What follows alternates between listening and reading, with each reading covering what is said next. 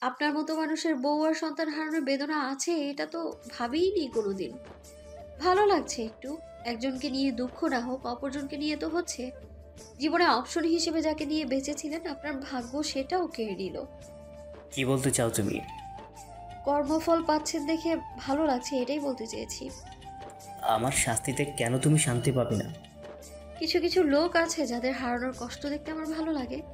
মোহন সর্দার ভ্রুকুটি করে আছে। মায়া ঠোঁট প্রসারিত করে চলে এলো। রাজ আছে বীরের পাশে। মায়া যে এতক্ষণ মোহন সর্দারকে কিছু বলছিল এটা বুঝলো। রাজ নিজেও হেসে বীরকে বলে, আমার বউ পৃথিবীতে এক পিস, যেখানে নিজের বাবার ধ্বংস দেখতে ভালোবাসে। উচিতও তাই। পরকীয়া করে যে লোক সুখ পায় তার ধ্বংস দেখতে চাওয়াটাই উচিত, সে যতই বা হোক। বীরের কথা শুনে রাজ এক পলক চাইলো বীরের দিকে। দুজনাই মৃদু হাসলো। সবাই সবার জায়গা বুঝে অনুষ্ঠান উপভোগ করছে। বীর জারাকে বর বউয়ের আসনে বসানো হলো। সবাই এসে ওদেরকে স্বাগতম জানিয়ে দিচ্ছে। জারার গার্ড ও মায়ার নজর বিভান খান আর মালিনীর দিকে। এদিকে স্টেজে লাইট বন্ধ হয়ে গেল। লাল নীল মরিচবাতির মাঝে স্টেজে এসে ডান্স করছে রুদ্র। সবাই হাততালি দিল খুশি হয়ে। খুশি হতে পারল না সিয়া। মুখটা শুকনো করে নিজের পাশটা শূন্য বোধ করছে। তার বোন নিজে কষ্ট হচ্ছে খুব। রুদ্র ডান্স করলেই একটা জেলাসি চাহনি দেখে অভ্যস্ত সিয়া। সেটা দেখে মৃদু হেসে বোনকে রাগিয়ে দিত আরো বেশি করে। এখন এটা সম্ভব হচ্ছে না। সিয়ার চোখ ভিজে আসে। হাত দিয়ে মুছে সামনে তাকাতেই দেখে মাহমুদ সর্দার তাকিয়ে আছেন। দুঃখ আড়াল করতে মিথ্যে হাসি দিল। মাহমুদ সর্দার একজন বাবা হিসেবে ধরে নিলেন। মৃদু হেসে মেয়ের কাছে এসে মাথায় হাত রেখে বলেন, বোনের জন্য কষ্ট পেতে হবে না, ওকে সুরক্ষিত রেখেছে তোমার মা, এটুকু বিশ্বাস আমার আছে। আমারও আছে বাবা, কিন্তু বোনকে খুব মিস করি। রুদ্র ডান্স শেষ করে সামনে চোখ স্থির করে তাকালো। দেখতে পেল চশমা চোখে দাঁড়িয়ে থাকা তার হিংসুটে হিয়া পাখি। গোলাপি রঙের একটা গাউন পরে আছে। লম্বা চুলগুলো কোমরের নিচে ছড়িয়ে গেছে। মুখে হাসি নেই, বরং বিরক্তির ছাপ। রুদ্র হেসে দিল হিয়ার মুখশ্রী দেখে। ক্ষণিকের জন্য চোখ বন্ধ করে নিঃশ্বাস নেয়। তারপর আবারও তাকালো সামনের দিকে। হিয়াকে এখন আর পেল না। মনটা খারাপ হয়ে গেল রুদ্রের।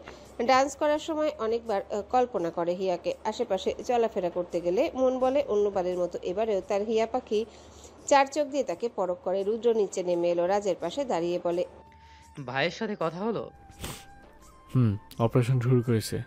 রুদ্র মৃদু হাসে। ওদের সামনে এবার মঞ্চে মুখ অর্ধেক ঢেকে আসে এক নারী।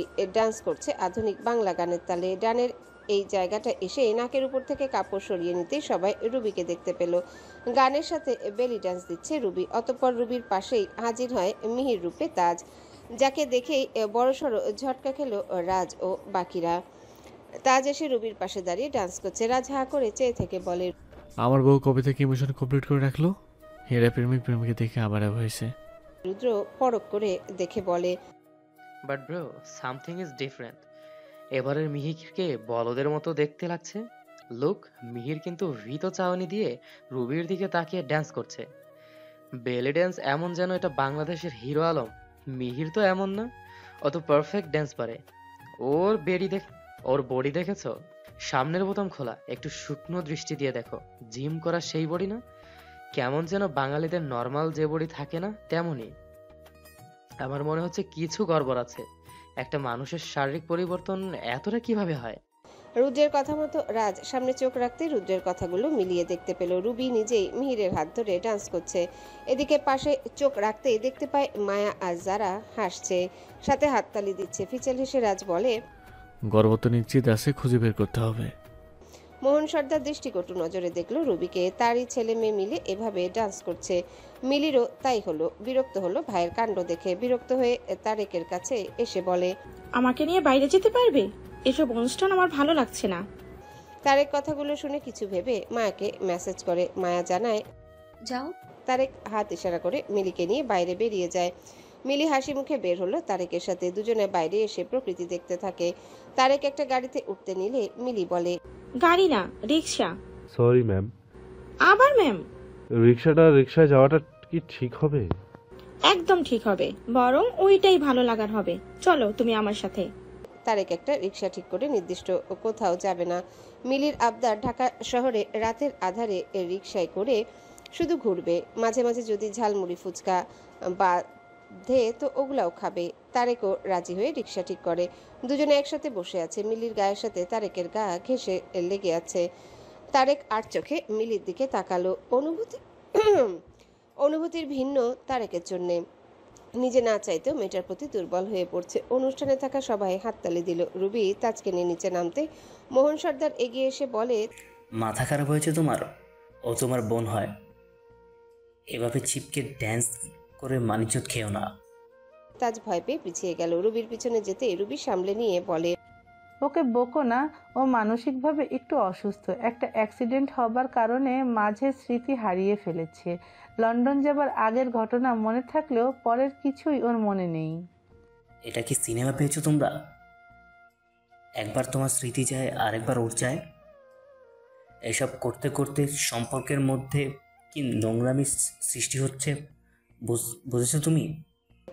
মোহন সর্দার ধমক দিলেও বিভান খান এগিয়ে এসে জড়িয়ে ধরেন মিহিরকে, যেটা দেখে সবাই দ্বিতীয় ঝটকা খেল।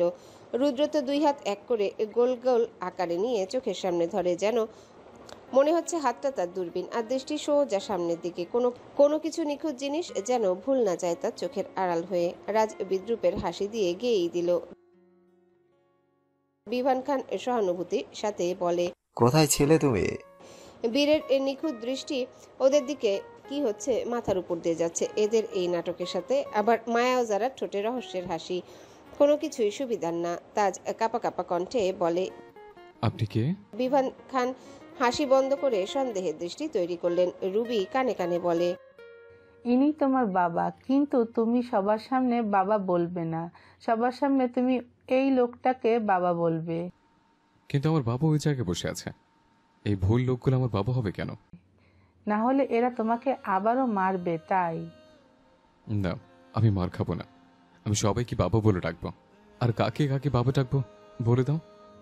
এখন শুধু মোহন সর্দার মানে তোমার কাকাকে বাবা বলবে। আলাদা এক ঘরে গেলে ওই লোক যে জড়িয়ে ধরেছে তাকে বাবা বলবে।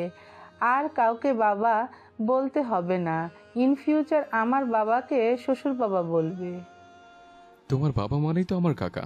আরে বাবা, এটা আমার নকল বাবা। আমিও তোমার বাবা নাকি? ধুর, এ তো কথার কথা। আমার মাথা ঘুরছে, আমি ঘরে গিয়ে ঘুমাবো। কিছুই বুঝতে পারছি না আমি। রাজ এমন ভাবে দেখছে যেন এটা তার খুব কাছের কেউ। রুবির কথা বা তাজের কথা কেউই শুনতে পেল না, কিন্তু তাজের ভঙ্গিও শেষ কথাটা জানান দেয় এটা তাজ। তবুও তো শিওর হবার উপায় নেই। সব থেকে বড় কথা, মিহির রূপে এটা যে তাজ, এটা ধরার মতো মস্তিষ্ক এত তাড়াতাড়ি কারোরই গড়ে উঠবে না। রাজ একদিনই তো আর পারবে না নিজের ভাইকে ধরে নিতে, কিন্তু সন্দিহান দৃষ্টি দিয়ে দেখছে। বিভান খানের চাহনি দেখে রুবি আবার তাজের কানে কানে বলে, ওনার কাছে যাও। ওনার কানে কানে বলে, ওনার কাছে যাও। ওনার কানে কানে বলো নাচেন অভিনয় করেছে বলে। দুঃখিত ড্যাড, পরে কথা বলবো, এখন টায়ার্ড লাগছে। তাজ মাথা দুলিয়ে তাই করে। বিভান খান একটু হাঁপ ছাড়ে। ছেলে তাকে বলেনি তাহলে হয়তো এটাও কোনো অভিনয়, তাই এভাবে সবার সামনে আছে। অনুষ্ঠান প্রায় শেষের দিকে। খাবার দাওয়া হলো সবার। এবার বাসায় যাওয়ার পালা। মায়া ভাবছে বিভান খান কোনো অ্যাকশন নিল না কেন। সোনালির ব্যাপারে কি খোঁজ নিবে না, নাকি মিহিরকে পেয়ে অন্যভাবে কিছু করতে চায়। এর মাঝে জারার কাছে কল আসে। যারা বীরের দিকে চোখ রাখতেই দেখে সে রাজ ও রুদ্রের সাথে কথা বলছে। যারা দূরে গিয়ে ফোন ধরতেই ওপাশ থেকে জানায়, মিসেস সোনালীকে পাওয়া যাচ্ছে না। ওনাকে যেখানে বেঁধে রাখা হয়েছিল ওখানে উনি নেই। যারা অবাকের সাথে তাকালো মায়ার দিকে, একবার তাকালো বিভান খানের দিকে। লোকটা তো এখানে। যারা দৌড়ে এসে মায়াকে নিয়ে এক কোনায় গেল। মায়া ভ্রু কুচকে বলে, সোনালীকে খুঁজে পাওয়া যাচ্ছে না। স্পাইম্যান কি বিভান খানের পেছু নিয়েছে? বলেই একটু দূরে দেখতে পায় বিভান খান দাঁড়িয়ে আছেন, অন্যদের সাথে আলাপ করছেন। মায়া ভ্রুকুটি করে বলে, লোকটা তো এইখানে। মায়া স্পাইম্যানের কাছে কল দিতে ওপাশ থেকে রিসিভ করে বলে, বলুন ম্যাম। কেউ কি বের হয়েছে এখান থেকে? না ম্যাম, আমি খুব ভালোভাবে নজর রেখেছি। আমার নজর এড়ানো সম্ভব না। সোনালীকে খুঁজে পাওয়া যাচ্ছে না। হোয়াট?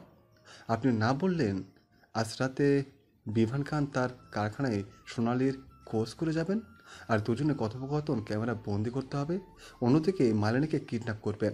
তাহলে প্ল্যান কীভাবে ফ্লপ হলো? আমি নিজেও বুঝতে পারছি না। আচ্ছা, তুমি কি বিভান খানের কাছে সোনালি কিডন্যাপের অ্যাড্রেস দিয়েছিলে? হ্যাঁ, কিন্তু সে সিন করেনি। সিন করার সাথে সাথে আপনাকে জানিয়ে দিতাম ম্যাম।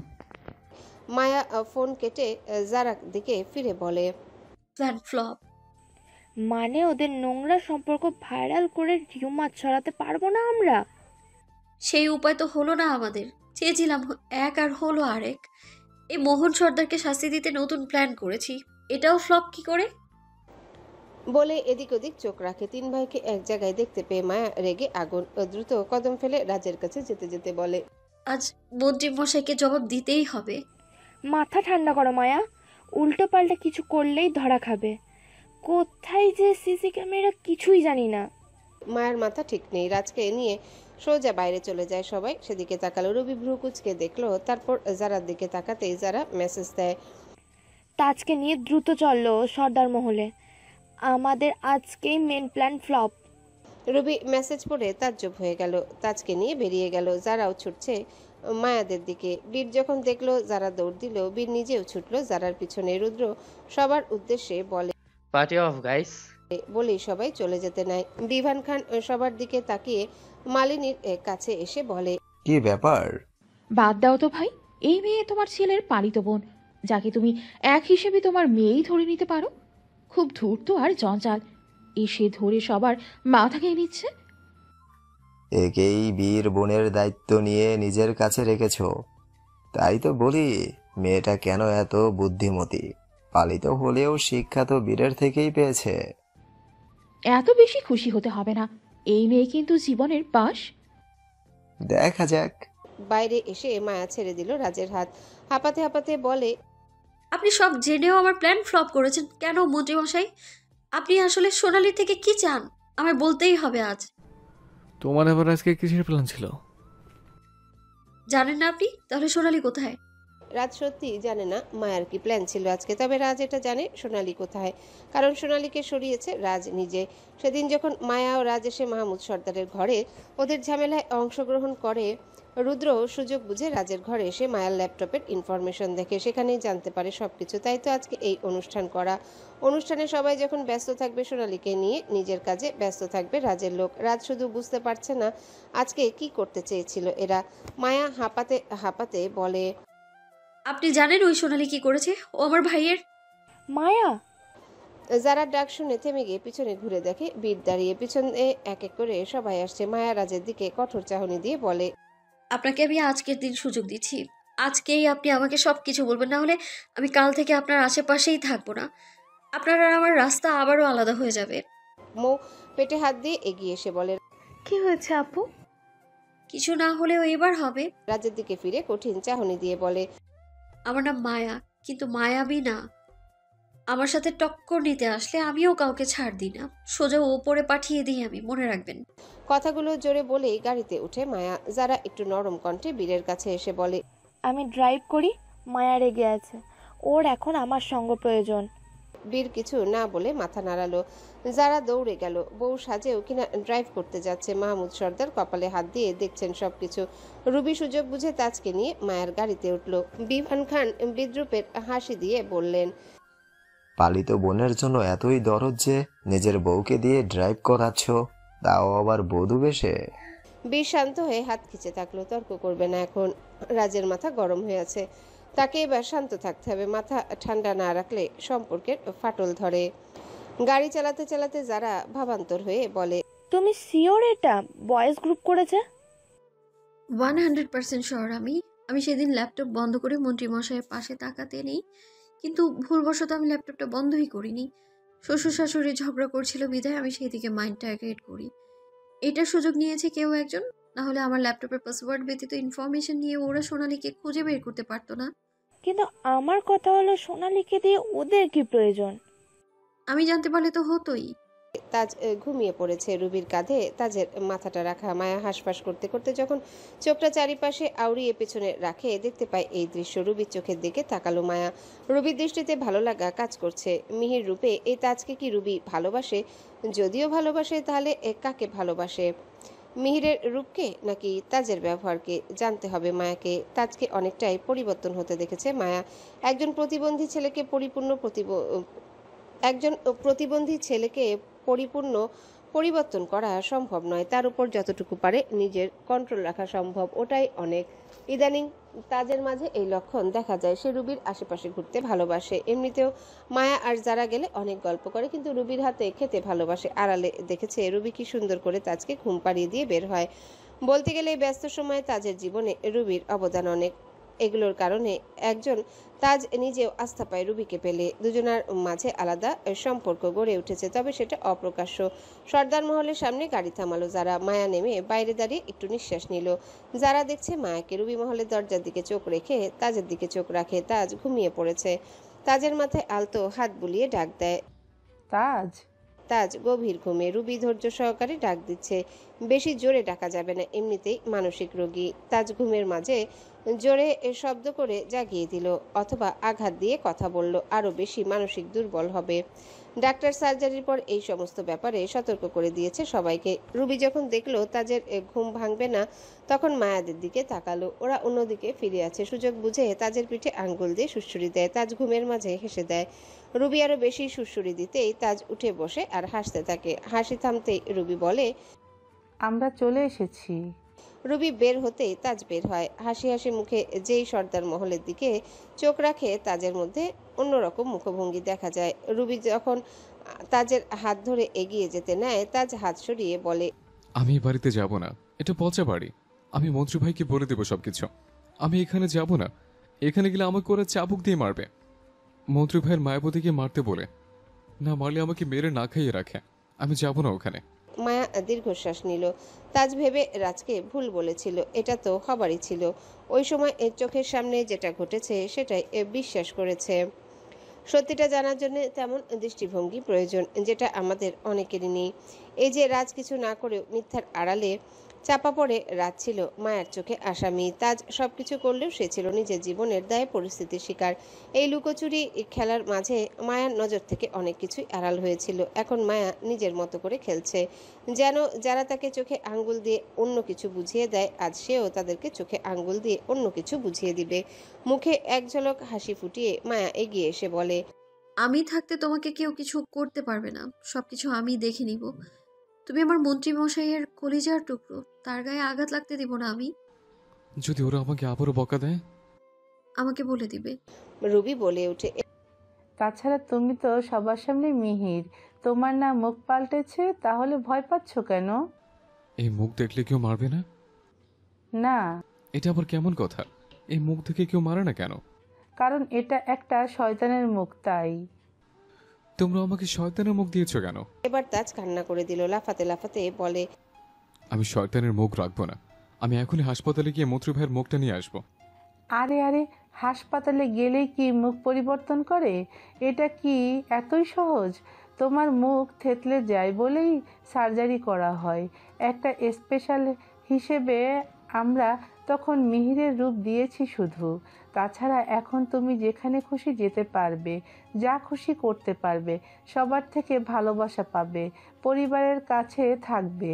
তোমার মা ভাই আরও অনেকে আছে। তাজ এখনো হাউমাউ করে কান্না করছে। এদিকে রাজের গাড়ি এসে থামে। রাজ জানালা দিয়ে দেখছে মিহির রূপী তাজের কান্না। অবাক হয়ে বলে, ওই মালটা আবার কি হলো?